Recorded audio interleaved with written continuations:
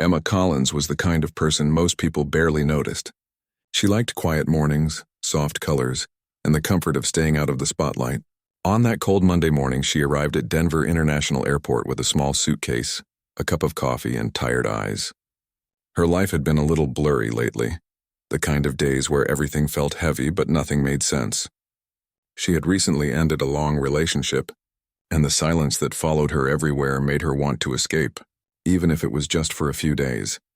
Her plan was simple: fly to Seattle, spend a few days near the ocean, and come back home feeling lighter. Nothing more. She chose a seat by the window, 14A, because she liked watching clouds. They made her feel like time slowed down for a while. When she boarded the plane, she smiled politely at the flight attendant and walked down the narrow aisle, holding her boarding pass tightly. Most passengers were already seated, some chatting, some scrolling through their phones. The air smelled of coffee and fresh cabin spray. She quietly slid into her seat, placed her bag under the chair, and opened a small notebook. She always carried it, even when she had nothing to write. As the engines began to hum, she looked outside at the runway lights. They shimmered against the early sunlight like small stars trapped on Earth. A voice came through the speakers, calm, confident, and cheerful. "Good morning, everyone. This is Captain Hughes speaking. We'll be taking off shortly, and our flight time to Seattle is approximately 2 hours." His voice was reassuring, the kind that made people feel safe. Emma smiled faintly. She didn't know why, but she always felt comforted by pilots' voices. They sounded steady, like people who never lost control. The plane began to move, slow at first, then faster until the wheels lifted from the ground. Emma's stomach tightened for a second, then eased as they climbed into the clouds. She watched the world shrink beneath them, the buildings, the cars, and finally, the city disappearing behind a soft blanket of white. Once they reached cruising altitude, the cabin settled into a quiet rhythm.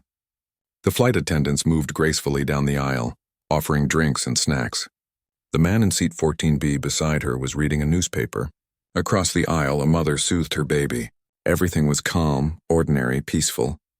Emma took a deep breath and closed her eyes. For the first time in weeks, she felt like she could breathe again. No phone calls, no messages, no questions.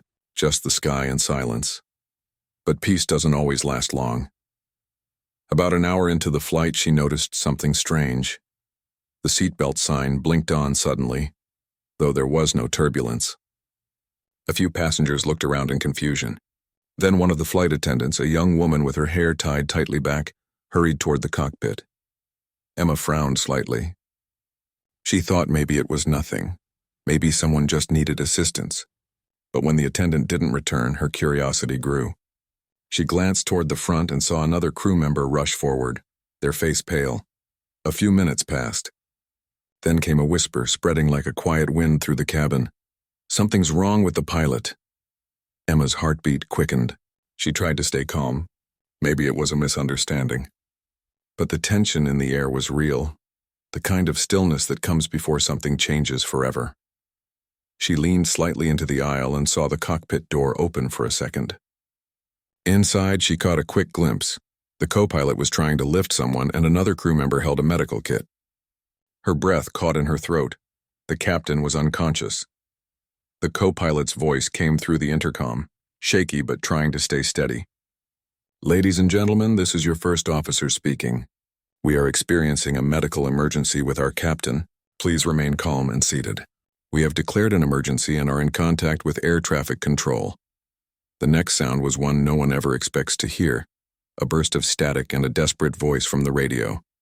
"Mayday. Mayday, this is Flight 237. We have a pilot incapacitated. Request immediate assistance." The words made the air freeze. Emma felt a chill travel down her spine. Passengers gasped softly. Some clasped hands, others prayed quietly. The plane, though steady, suddenly felt fragile, a long tube of fear flying through the sky.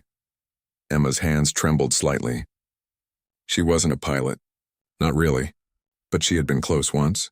Her father, a small-town flight instructor, used to take her flying when she was a teenager. She had spent weekends learning to read instruments, feeling the controls, and listening to the rhythm of the sky. Flying had been their shared dream, until an accident took him away.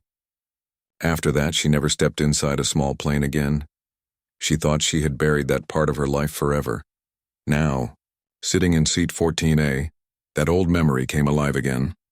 A flight attendant appeared near her row, her voice trembling but clear. "Is there anyone on board with flying experience? Any pilots, air traffic personnel, anyone?" Silence filled the cabin. Heads turned. No one spoke. Emma felt her pulse in her ears. She could stay quiet. No one knew about her training. But something deep inside her, the same voice that used to tell her to take the controls with confidence, whispered, "You can help." She slowly raised her hand. I have some flight training," she said softly.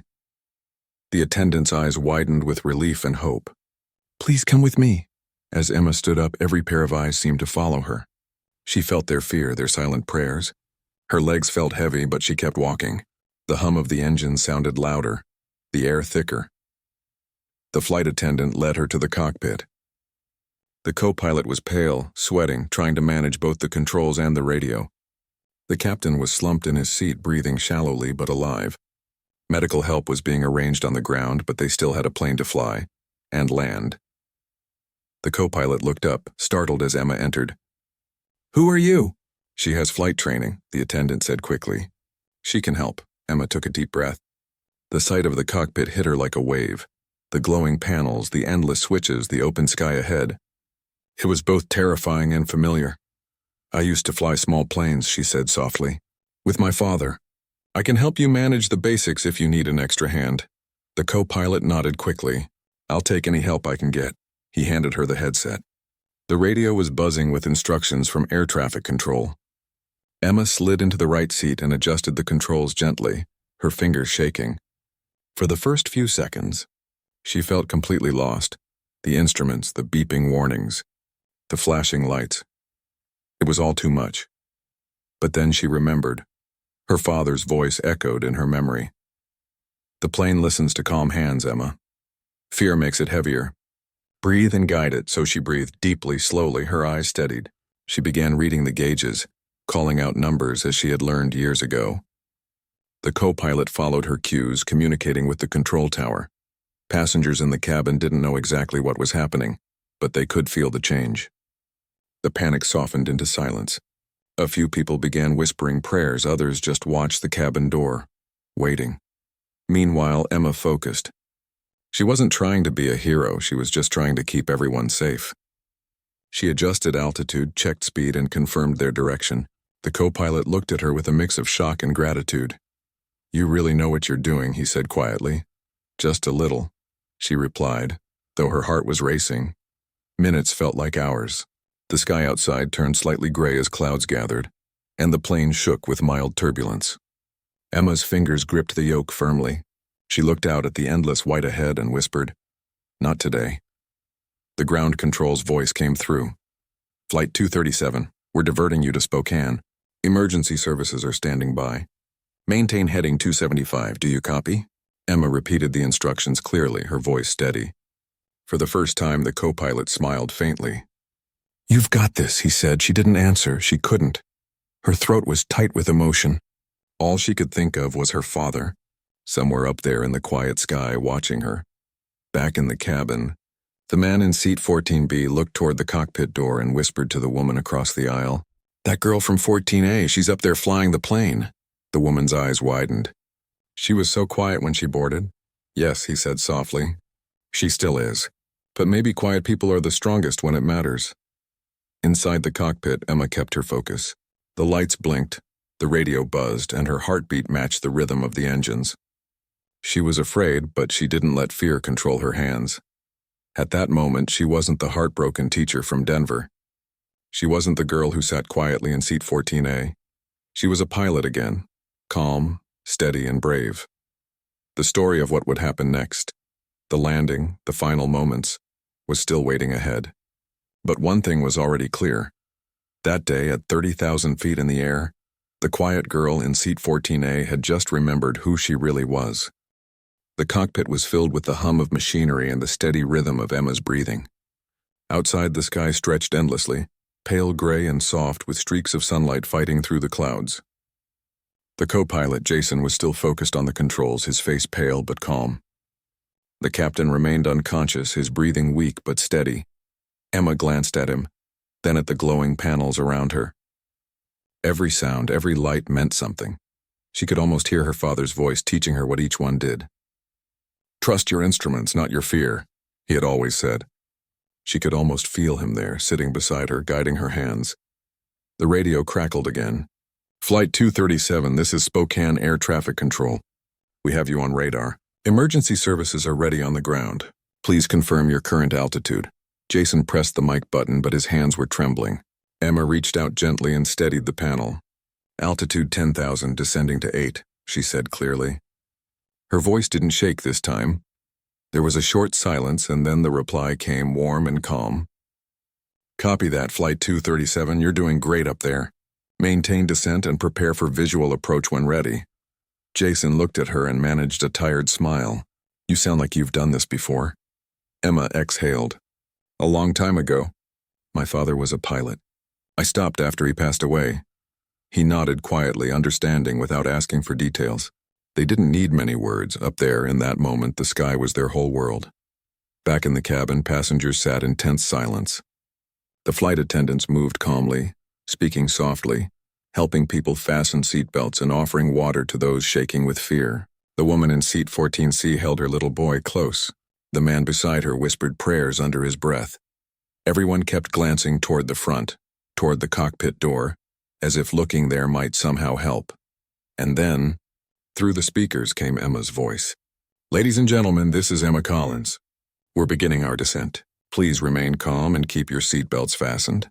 Everything is under control." For a moment there was total silence. Then someone began to clap softly, and others joined in, not out of celebration but out of hope. In the cockpit, Emma's heart was pounding, but her hands were steady. She watched the landscape slowly appear through the windshield, the white clouds thinning to reveal green hills, winding rivers, and the faint outline of a runway far below. Jason adjusted the radio. "Spokane Tower, Flight 237 on final approach, emergency landing. Copy 237, you're cleared for runway 31. Wind calm, weather clear. Emergency units are standing by." Emma took a deep breath. Runway in sight. The co-pilot looked at her. "You've got this, Emma." She smiled faintly, though her stomach felt tight. "Let's do it together." The plane began to descend through the clouds. The sound changed, deeper, heavier. The nose dipped slightly and the engines roared. Emma's hands gripped the control column as she guided the aircraft slowly downward. Her palms were damp, but her focus didn't waver. The control tower spoke again. "Flight 237, you're looking good. Maintain glide path and keep your speed steady." "Copy that," Emma replied. Inside the cabin, the passengers could feel the descent. The plane tilted gently, the engines humming lower. A few people squeezed each other's hands. The flight attendants kept smiling, though their eyes revealed how tense they were. Emma could see the runway getting closer now, long, dark, and lined with blinking lights. It was beautiful in its own way, glowing like a path home. But suddenly a small light began flashing red on the panel. Jason cursed under his breath, his voice low. "Landing gears not locking properly." Emma froze for a moment. "What does that mean?" "It means the front gear may not be fully extended. We can land, but it could be rough." Her heart jumped, but she didn't let fear show. "Can we try the manual override?" He nodded quickly. She reached under the panel, found the lever, and pulled it down. For a tense few seconds they waited. The sound of machinery groaning echoed through the cockpit. Then, to click, Jason smiled faintly. "Gear locked." Emma let out a shaky breath. "Good. Let's finish this." The plane descended lower, 2,000 feet, then 1,500. The city below looked tiny now, like a map. Emergency trucks were already waiting on the runway, their lights flashing red and blue. The radio buzzed again. "Flight 237, you're clear to land. Everyone's ready for you." Emma nodded, though they couldn't see her. She kept her hands firm on the yoke, eyes fixed straight ahead. The co-pilot called out numbers beside her. 1,000 feet. 800. 500. Every second stretched. The passengers could see the ground getting closer through the windows. Some cried quietly. Some whispered prayers. Emma's eyes didn't move. Her father's words echoed again. "The landing is just a promise, and a promise to come home." She whispered softly, "Let's go home, Dad." The wheels touched the runway. Hard. The entire plane shook, rattling through every seat. A few passengers screamed softly, but Emma kept her focus. She pulled the control back slightly, easing the nose down. The tires screeched. For a few terrifying seconds, the plane bounced, then steadied. Jason deployed the brakes. The engines roared. The runway raced past in a blur. Emma pressed her feet firmly down, helping steer. Finally, after what felt like forever, the plane slowed to a stop. Silence. Then came the sound of soft sobs, followed by clapping. Slow at first, then growing louder. Passengers cheered through tears. Flight attendants hugged each other. The boy in row 14 shouted, "We're safe!" Jason turned to Emma, his eyes glassy with relief. "You did it." Emma shook her head, smiling through tears. "We did it." Outside, emergency crews surrounded the plane. The door opened and sunlight poured in. Paramedics rushed in to help the captain, who was quickly taken to an ambulance, alive, breathing, and stable. As the passengers began to exit, many stopped to thank Emma. Some cried. Some simply touched her arm and whispered, "Thank you." She didn't know how to respond. She just smiled softly, overwhelmed. When it was her turn to step out, the cold air hit her face, fresh and bright. Reporters and cameras were already there, but she didn't look at them. She wasn't thinking about news or fame. She was thinking about her father, about the quiet lessons he had given her, about how he had taught her that courage wasn't loud. It was calm. A flight attendant came up beside her and said, "You saved us all." Emma looked down at the runway lights twinkling in the distance and said quietly, "No. The sky saved me." Hours later, she sat inside the airport terminal with a blanket around her shoulders, sipping water. The adrenaline had faded, replaced by a deep, peaceful exhaustion. Passengers kept walking by, waving or smiling at her. She nodded shyly each time, still not fully believing what had happened. Jason walked over and sat beside her. "The captain's stable," he said. "The doctors think he'll be okay." Emma smiled with relief. "That's good." He looked at her curiously. "You know, you could have been a great pilot." She stared out the window for a moment, watching another plane take off into the evening sky. "Maybe," she said softly. "But I think I needed to remember that today. I needed to remember who I was." The sun was setting now, painting the clouds gold and pink. It was the same sky, the same one that had terrified her hours earlier, but now it looked gentle, forgiving. As she watched, she felt a warmth spread through her chest. Not pride, but peace. She didn't need recognition. She didn't want her name in the news. She just wanted to go home, to live quietly, knowing she had done something good. When her name was finally called for questioning by the aviation team, she stood and walked calmly toward them. Her steps were steady. Reporters shouted her name, asking how she had done it, how she had stayed so calm. She didn't stop. She simply smiled and said, "I just did what needed to be done." And that was the truth. Because heroes aren't always the loudest people in the room.